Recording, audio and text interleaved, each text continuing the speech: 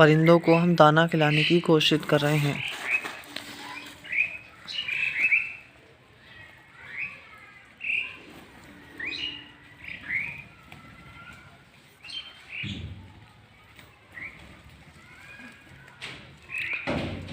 अगर कोई आ जाता है तो ये उड़ जाती है, नहीं तो बहुत पास तक आ जाती हैं, दोहरे तक।